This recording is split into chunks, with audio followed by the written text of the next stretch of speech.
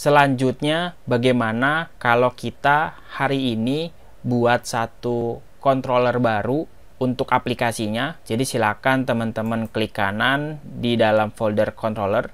Kita simpan dan berikan nama controllernya. Nama controllernya itu user.php. Untuk strukturnya kita bisa ambil dari template kelas home-nya, lalu kita paste. Tinggal kalian sesuaikan saja nama kelasnya, yaitu kelas user. Pastikan nama filenya dan nama kelasnya harus sama, karena kalau tidak sama akan error. Secara default, kelas controllernya mengextend ke base controller. Ini adalah konsep object oriented programming tentang inheritance atau pewarisan, artinya kelas user diwarisi perilakunya yang ada di dalam kelas parent.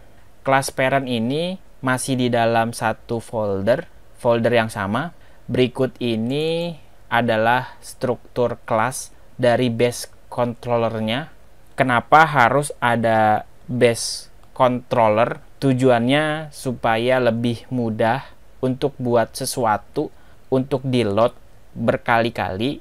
Misalnya kalian butuh season atau meload sebuah model untuk bisa berjalan di beberapa controller sekaligus. Secara detailnya itu kita akan coba bahas di video selanjutnya.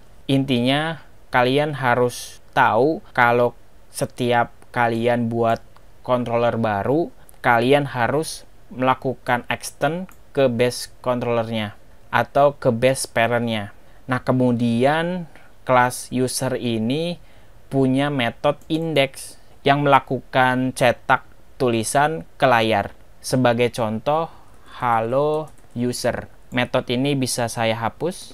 Kalau sudah seperti ini, kelasnya sudah dirancang, metodenya sudah dibuat, pertanyaannya bagaimana cara menampilkan tulisan tersebut? Apakah kita harus buat routingnya? Tidak perlu, karena konsepnya itu tidak seperti di dalam Laravel. CodeIgniter itu sangat unik karena secara konsep perilaku URL-nya itu bisa kita langsung arahkan ke controller apa, metodenya siapa. Jadi saya akan akses secara manual melalui URL dengan menentukan slash nama kelas controllernya slash metodenya apa. Yang saya akses adalah user slash index. Jadi kalian tanpa harus membuat routing baru, responnya sudah berhasil dicetak. Bahkan kalau nama metodenya adalah index, maka kalian tidak perlu menuliskannya lagi. Cukup seperti ini, responnya sudah berhasil di render. Karena index adalah metode default. Berbeda kalau kalian buat nama metodenya bukan index, melainkan profil misalnya. Maka hasilnya not found. Berarti kalian wajib menuliskan controllernya beserta metodenya. Jadi user slash profil. Maka halaman tersebut berhasil di render. Jadi itu saja cara penggunaan controller yang sangat sederhana.